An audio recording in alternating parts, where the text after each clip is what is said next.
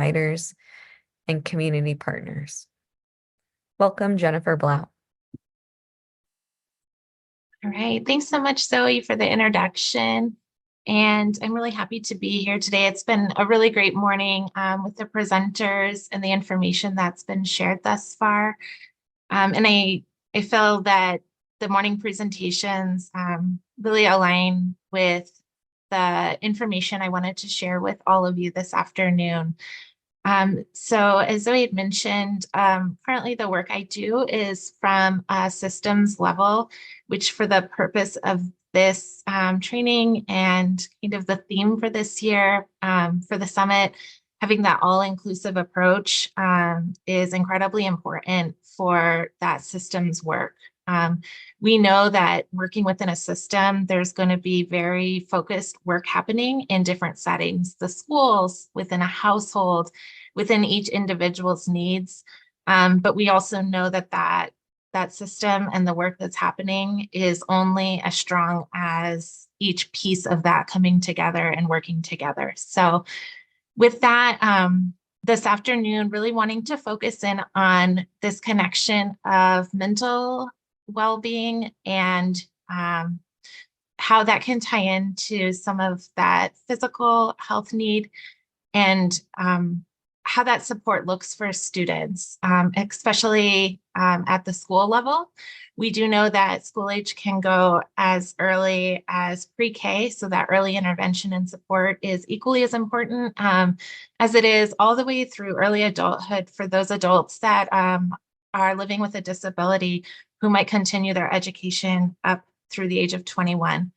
I can share with the group that all of my experience and time and work has come in the state of Arizona. So I've had a fortunate opportunity to kind of grow within the system.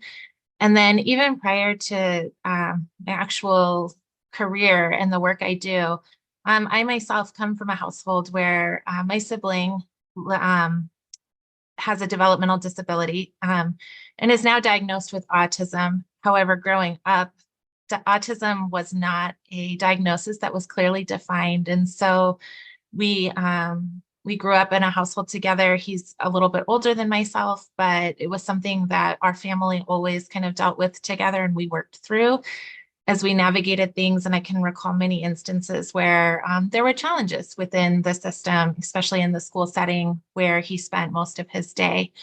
And then, like many of us, no one is removed from having or knowing someone within their close circle that's impacted by their mental health and overall well-being. So within, my family, I can say within the last 2 years, as my parents get older, as my grandparents get older, experiencing family members who've suffered from geriatric depression, in some instances, unfortunately resulted in them taking their own lives. These are all things that, whether it's in your immediate home or within your circle, or especially for a student who brings that to the school environment, there's an impact that is interwoven. And so it's really important that we have conversations like this and we find ways to figure out how to support those systems, ultimately to support the person and the needs that they have. All right. And Rosa, I appreciate you working with me today to go through the slides. So you can go to the first slide. All right, so here at Banner, where I currently work, we have kind of a mission and overall goal for the work we do with school-based behavioral health and mental health services and how we can support students, families, and ultimately our school partners. So for us, it's dedicated to being a part of a trauma-informed community that strives to create a school environment where the students are safe, where they're respected, and that there's an encouragement for them to reach their fullest potential. So with our collaboration with the schools and community partners, we are committed to trying to increase the accessibility of behavioral health services in schools. Now, I can say I 100% agree with our presenters this morning. And sometimes when we hear the terminology of accessibility to service in a school, we have a tendency maybe to think about those covered mental health services. And while I am going to touch on that today, given that that is the space I'm coming from, I don't want to discredit the the thoughts of having additional go-to options and supports. And sometimes those are not paid services. Those are not services that come from our insurance. And that it does need to be, again, a full all-inclusive approach of multiple supports around us, but making sure that those supports have that education and awareness of also what's available, so that they can be there and complement those things when it's appropriate and needed.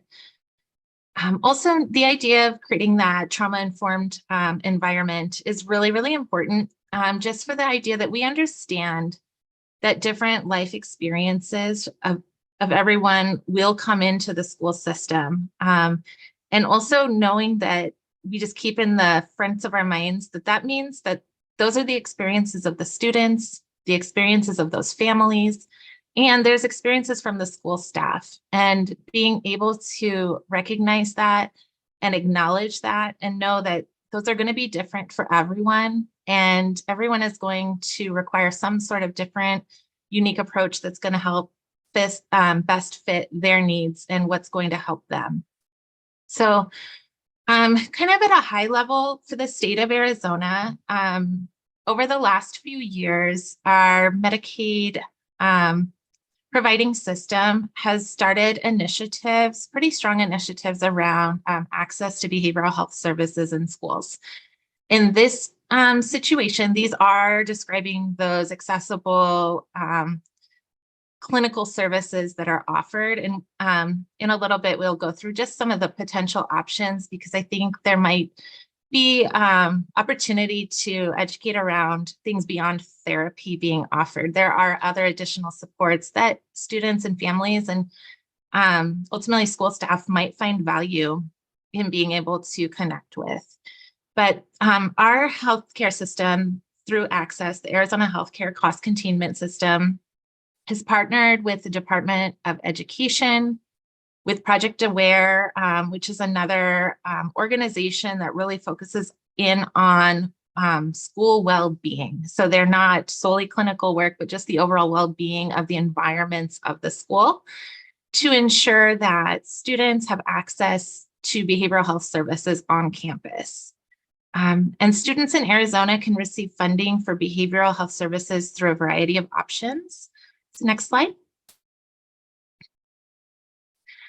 So to kind of just share with all of you for further exploration and conversation, if you're identifying needs, or if you're hearing about needs for your own students, other families or friends, and they're feeling that there are barriers to getting access to support, it's really important to know that Arizona does have a variety of resource and options for funding.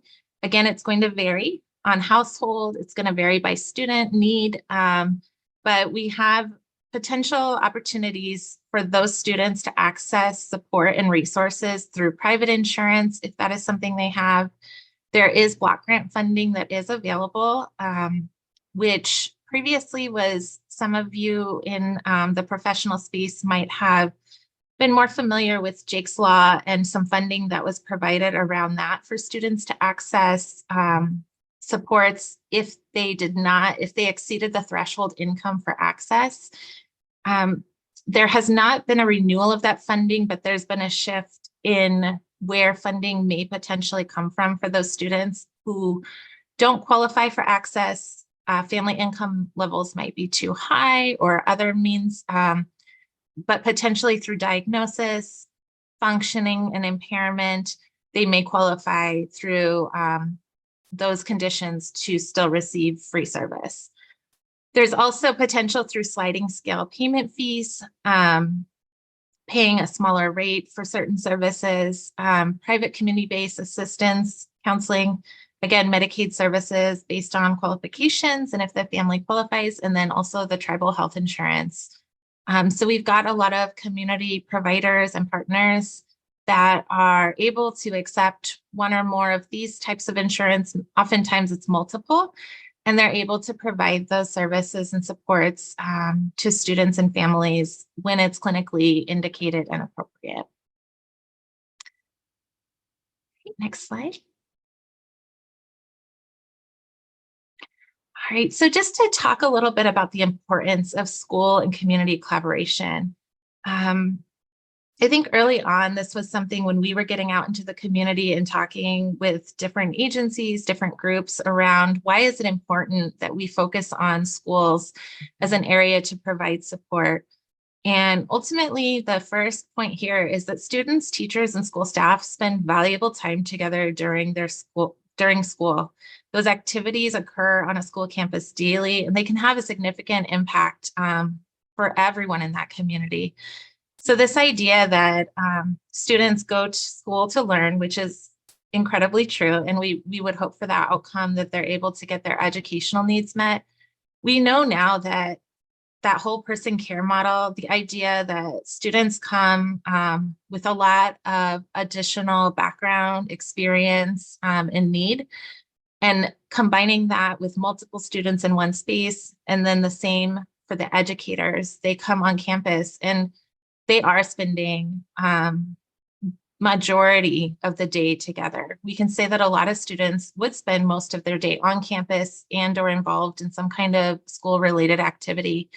And so they carry all of those potential stressors, potential traumas with them. And so if we don't do our due diligence to provide support in the environment that they are spending most of their time, it makes it really challenging to really support them and help them thrive and grow and work through some of those needs that they have. And then also collaboration amongst schools and community can help ensure a safe and healthy school environment that increases the student success and overall well-being. Ultimately, like we said, the goal is that a student can come to campus, go to their school, and get their educational needs met, that they can thrive. And the school has a lot of weight in ensuring that happens. And there's a lot of different ways that a school can provide that support. We know that through 504s and IEPs, we can meet a lot of needs. And when we talk about mental health and behavioral health services, those services should really be complementing the additional physical needs that students are experiencing and anything that's impacting their ability to learn. We want all of those areas to work together.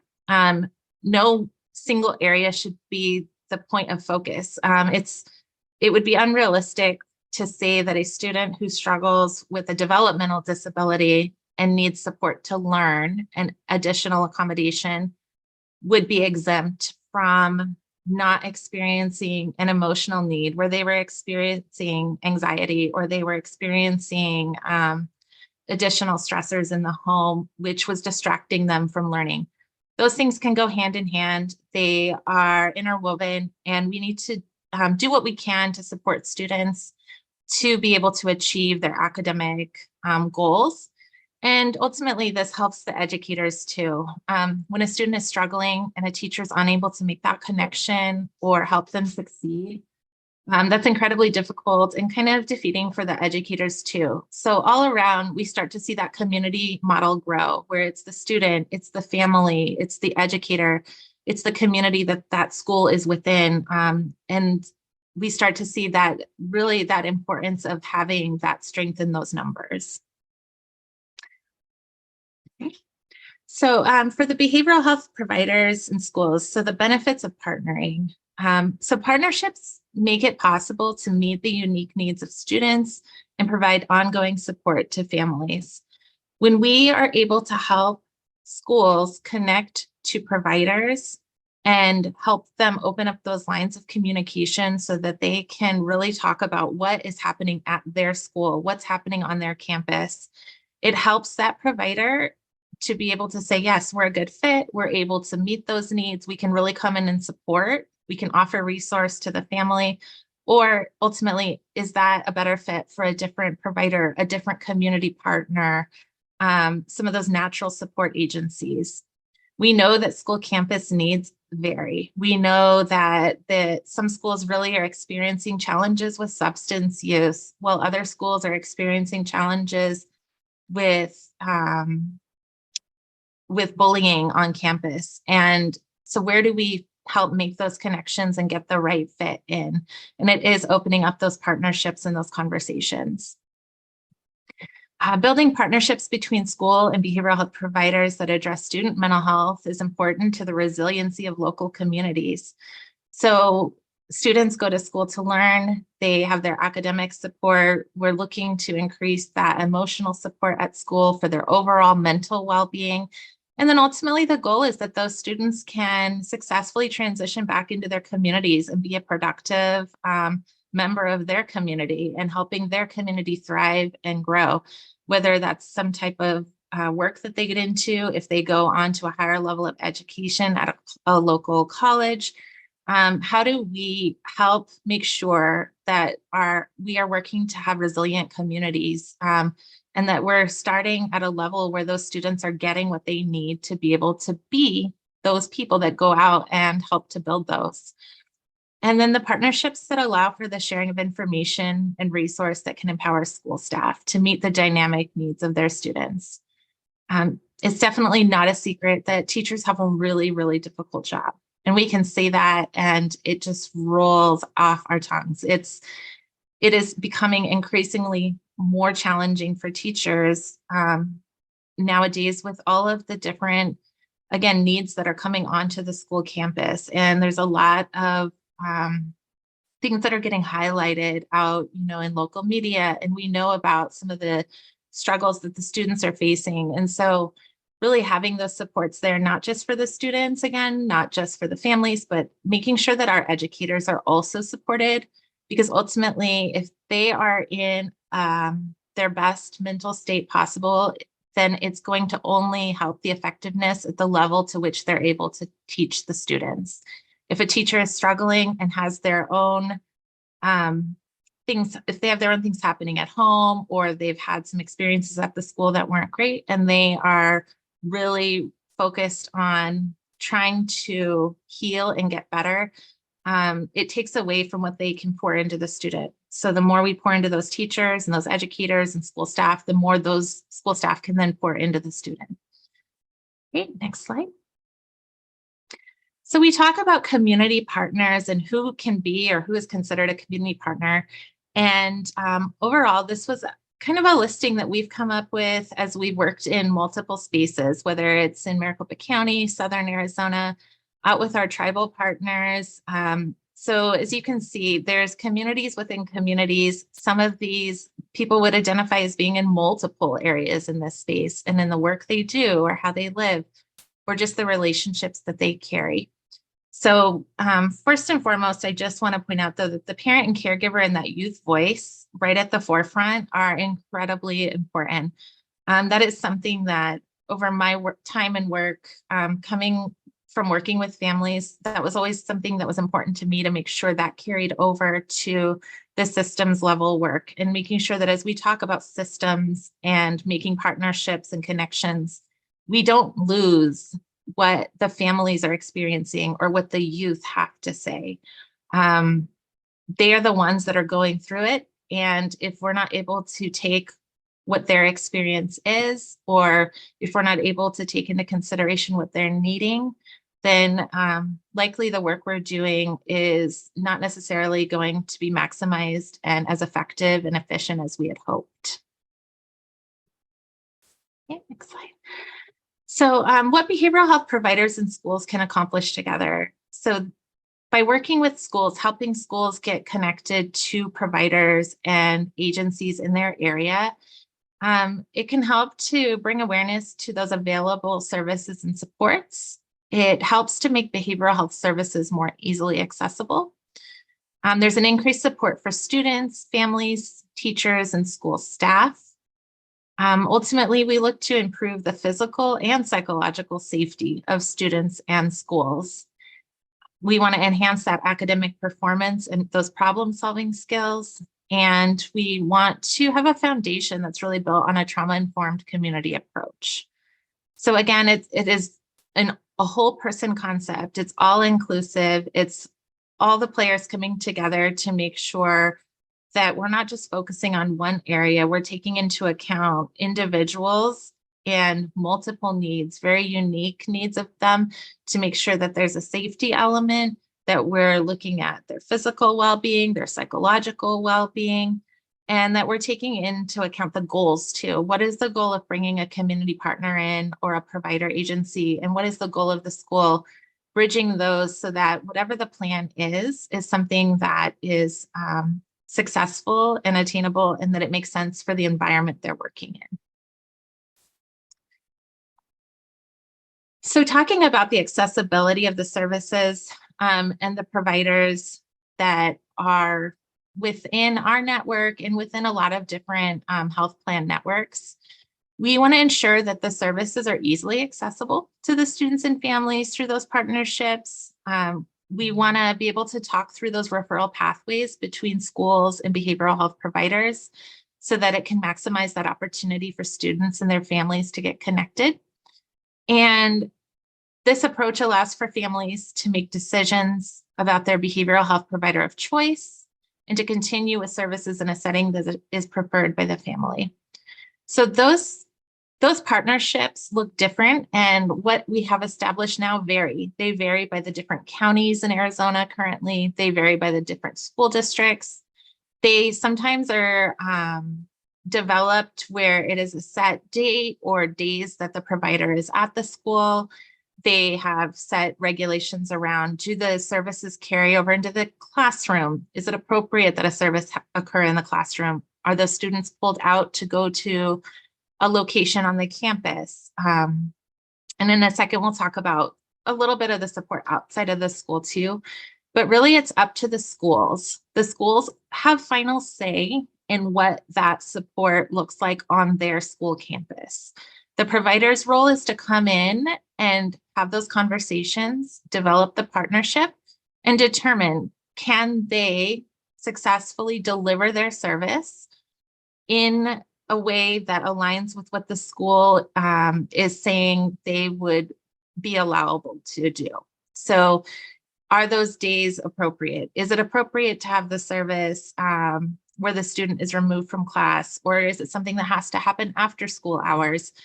The schools are the ones that determine those parameters, and then the providers are the ones who can say, yes, we can still provide our clinical service in those restrictions and the kind of the guidelines that the school is giving. And then ultimately, like I said, it is the family's choice to make that decision, though, if their student participates in the service. There should never be a time where a student is enrolled or begins participating in any service without the consent and having had a conversation with the guardian or parent first. And those parents and families have that choice to make sure that that service is being conducted in a way that meets their cultural needs, and that, you know, if the family wants it on the school campus, if the family wants that to occur in the home, the frequency of how often the service happens. Again, those are all things that the family has input in being able to share and should be heard. So when we talk about covered service within a school campus, there is more than just therapy that is available. There's different levels depending on the intensity of need. It's important to, again, to remember these are all clinically based. So is there a clinical need that's done based on an assessment to determine if the student should be recommended and if they feel that a service would be helpful. But some of the things it can offer outside of the therapy piece, just that general case management, that coordination of care to help the family find more resource, to make sure they're getting connected to the PCP and that they're seeing the correct specialists if needed, as well as skills training, behavior coaching, for those that might benefit from substance use treatment, family support services, and then there's crisis intervention. So sometimes the services are short-term, and maybe there's just a need for immediate crisis stabilization. And there are providers that are able to partner with schools to provide that just immediate stabilization service, and then determine if something is needed in the more for future forward, or if that was enough and that the family does have the support in place already. So when we talk about school-based service, we talk about the referral coming from a school to a provider that's identified, but then knowing again that those services don't always have to happen on the school campus. We know that some students, especially older students, might struggle at times with that. There is a stigma we're trying to work through, but they may not feel comfortable having to be pulled from class to go to a therapy or another type of support. And so there is opportunity that the referral can come from the school, but the service still can then be conducted in the home, in the community, in a clinic setting, or via telehealth. Again, depending on the agency and those agreements that are made between the school and the provider. And so just ways that we can support, and I say we because I work for Banner, but there's multiple health plans statewide. And while I will not speak for all of them, I do know that there's a lot of collaboration in this space. So just the support that can happen for helping the teachers and school staff, the community partners to connect with those services to meet the needs. We can offer support and resources and training to help get that positive school climate conversation started and really talking about a trauma-informed learning environment, and then collaboration with those community partners and stakeholders. So next slide.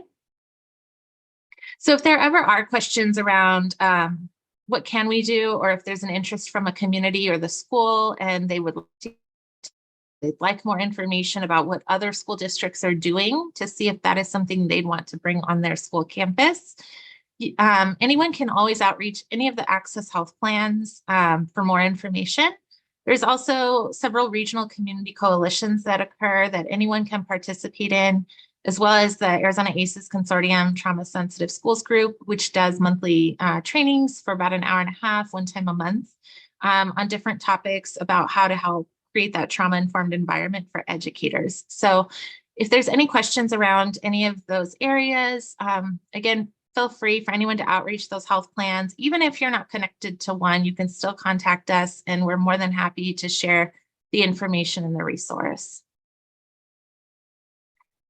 And then these are just additional resources and how to contact myself. And like I said, if you are connected to another health plan or someone else that you know is, we can also help get you over to the right person. Thank you, Jennifer.